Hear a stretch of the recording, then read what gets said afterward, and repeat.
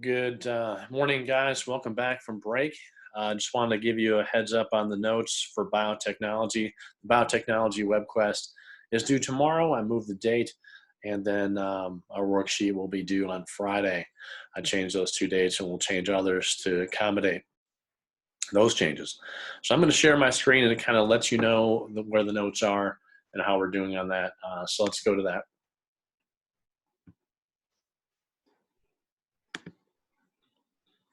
Okay, so here's your notes found, of course, in Google Classroom in your resources for Unit 4 still and Heredity 1.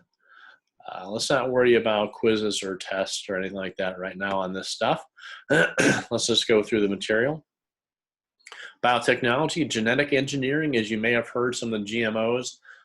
We have mapped these genes on chromosomes. The Human Genome Project was a proposed individual to start on that project and did not take that opportunity, nor did I know I was being offered that at the time. So you're taking specific genes from one organism to the other. The Human Genome Project began in 1990. They say it was a 10-year project.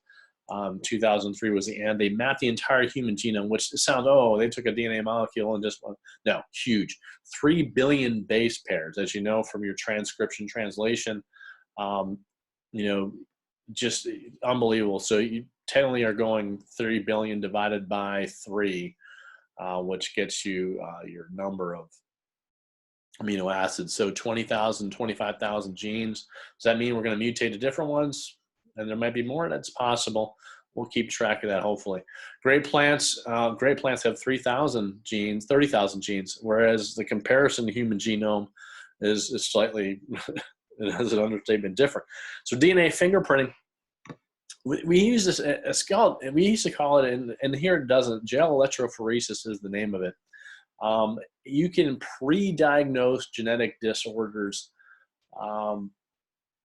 You can use this to analyze crime scenes. The limitation is we may not get enough evidence or a blood sample or DNA sample, and the next we'll see another technology that helps alleviate that. And techniques in court are used to see if that was done correctly, to utilize that information to convict or not based on the diligency of the med techs. You can figure out who the father is, personal identities, that kind of thing, based on that gel electrophoresis. And as you see here, you're looking at separation of segments when you place it on the gel, and you're extracting from fluids. Your DNA is cut to give the fragments, and then it moves through the gel from a negative to positive attraction. Smaller mobile fragments migrate towards positive electrodes. See how they spread the genes to kind of give you that fingerprint of that person's genes that are cut. Now here you go, mother, child, alleged father. You can see, really the combination, there's, some identity there. And you can see this one, we have some child to father similarities and mother to child similarities. Same here. And then, we're looking at this similar stuff here as well. So it looks like we have, a good match to identify. Now you're looking at percentages to utilize that, and those kind of things. So paternity exclusion and paternity inclusion. The first column, the dad does not match the child, therefore is not the father. The second column, the dad matches the child, and therefore you have a father. You can see here child, father, ladder, and that kind of thing. Excuse me. So that is not the mixed. Which is adopted? Well, we can look at this and see that really there is no matchup on these strands for S2 or son 2. Also, there is a different chromosome matchups here as you look at this, and I'm kind of scanning this as we go through currently, and I had just worked out. You can see it gets confusing. We have mother matches, not. We do have father matches too, as far as previous marriage. But you're looking at, of course, a different color here, which might signify the fact that you have a different type of, which is a previous marriage, and those kind of things. So just kind of make sure you scan these and kind of get an idea of what you're looking at. And as you see, the reds are not matching up. Well, difficult. I know it's really antiquated, but polymerase chain reaction. We know the DNA polymerase. You're duplicating with that enzyme. Techniques for making unlimited copies. So if you don't get enough in a crime scene, we can use that for cloning, duplicating for PCR, they call it, and that kind of thing. So it's kind of giving you an idea. And yeah, this does break it down if you can kind of take a look at that. And I won't go through that unless you have individual questions and that kind of thing. And that is all. You'll see court, they go over the experts' technique and what was used in the DNA fingerprinting and try to identify the criminal, if there's conviction or not, and proof.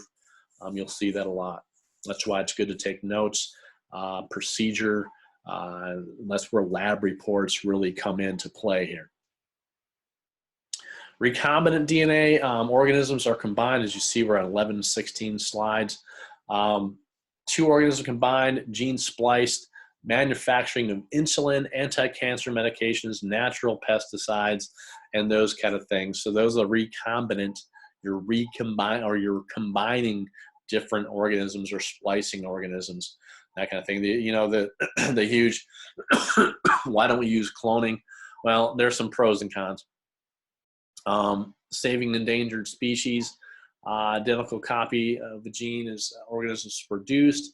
It can be genetically engineered, which is another ethical issue, or naturally done.